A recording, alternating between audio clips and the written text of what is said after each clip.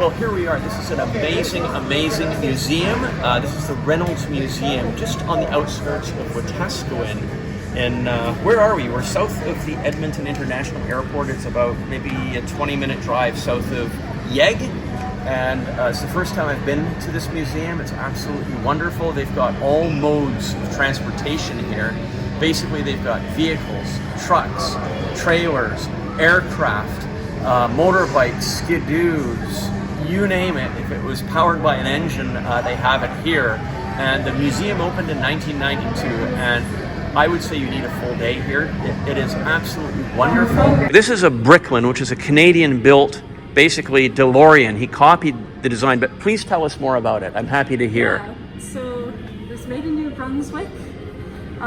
So the panels on here, yes, they are made of acrylic reinforced. Are you okay to be on video? Glass. Are you comfortable with Sure. it? Okay. Yeah. Oh, tell us about it. Yeah, so the panels are basically really strong plastic. Plastic, okay. So kind of like what bathtubs are made out of. Okay, interesting. This would have been a very new innovation for the 70s. Yes. It had been applied to bathtubs before, but never to cars. So that was one new feature. Another interesting feature is the bumper. Yes. So this is an energy absorbing bumper. So in a collision, it would recede into the front. Yes. Spring loaded like a shock absorber, kind of. Yeah. Looks like a shock absorber, yes. Yes. So in the name Bricklin SV-1, the SV stands for safety vehicle. So that was one of the safety features. Another interesting feature, yes, or rather lack thereof, is yes, there is no cigarette lighter oh. in this car. So that would have been very rare for the 70s. To have no cigarette lighter, yeah. Yes. Bricklin believed that smoking while driving was dangerous. No, well, so, he's good for them. Yeah. So good he chose not to install one. Another safety feature was the fact that these doors would go up instead of opening into traffic. Yes.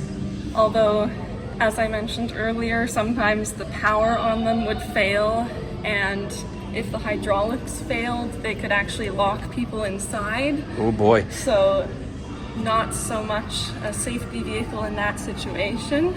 What can you tell us about the engine? I read on the placard that the engines were built by Ford. Yes. So is there supply issues, or how is that relationship? How is there any story behind that? I'm not actually sure as to those details as much. Yeah, so it came from Ford. It was Ford Windsor 351. Yes. So it was built in Canada by Ford. Yes. Okay. Built by Bricklin. But the engine was built by Ford in Canada. I believe so. Okay. So Bricklin. And what was the price of this car new? Do you know?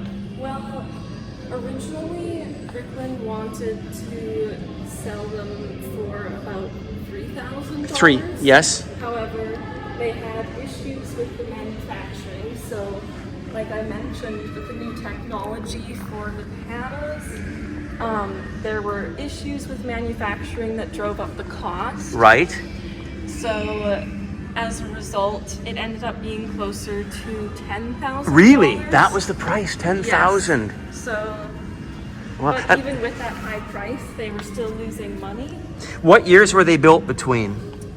They started in 1974, and they stopped production in 1975. So that's 1 year, 74 to 75. Less than 2 years. Wow. Do you know how many of these remain in existence? Well, about 3,000 were made, and it's estimated about half of those exist. Half remain. So about 1,500. What is the collector value on them? Is there a value, like this is a X amount? I'm not sure about that. Yeah. Do you know if this one can still run? I think so. It's in running condition, I yeah. haven't seen it running, but as far as I know, it does. So yeah, we don't see a lot of these today because partly due to the fact that not very many of them were made, but also despite the fact that they were made in Canada, Bricklin was American, and He was an American citizen. he was. Okay. Yes. So there was the Canada-U.S. Auto Pact, and the cars were not exempt from duty-free shipping, so the company decided to only sell them in the States. So if someone from Canada wanted to buy one, they would have to pay import fees. Isn't that amazing? I didn't realize that. Yeah. You couldn't buy one in Canada unless you imported it. Yes, even though they were made in Canada. Otherwise, it would be violating the Canada-US. US Auto Pact. Wow.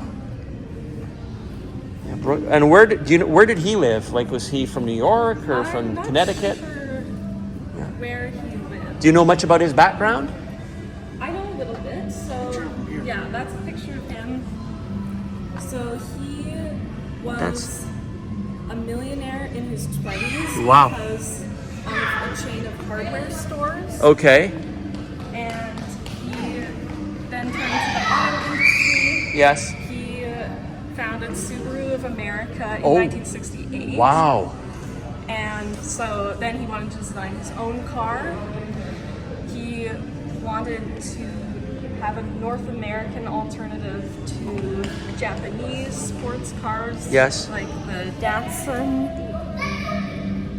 And originally he wanted it to be a cheaper alternative to ones like the Corvette, although that didn't end up happening.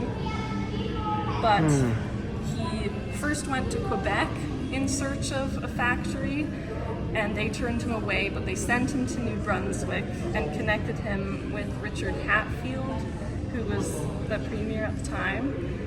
And Hatfield wanted to boost the economy because there weren't a lot of jobs in New Brunswick, so he partnered with Bricklin. And this is the result. Wow, you're extremely knowledgeable. Very, very, very knowledgeable, and it's a great information on the vehicle. Wonderful. My name is Henry Tenby, and I'd like to introduce my brand new book for classic airline fans. It's called Air Travel Time Machine, and it features over 600 fabulous color Kodachrome memories taken between 1942 and 1960. So this book is a culmination of 30 years of collecting vintage, old aircraft slides from the 1950s and 60s. And this has been my life passion for decades. And the type of pictures that I am very interested in are not the standard images of just sterile shots of airplanes. These are pictures that tell a story, that show people, that show the interiors of airplanes, and show what travel was like during the golden age of aviation.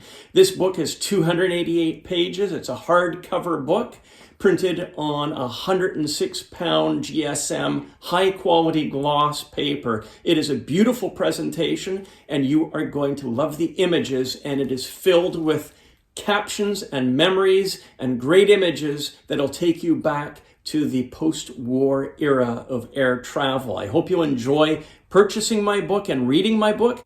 What follows are a selection of sample images from inside the book, just to give you an idea of the atmosphere and memories that are included in this incredible book. So I really hope that you'll enjoy the contents. It is a unique book because it really is a time travel wormhole view back through the sands of time to what air travel was like during the golden age of aviation and airlines.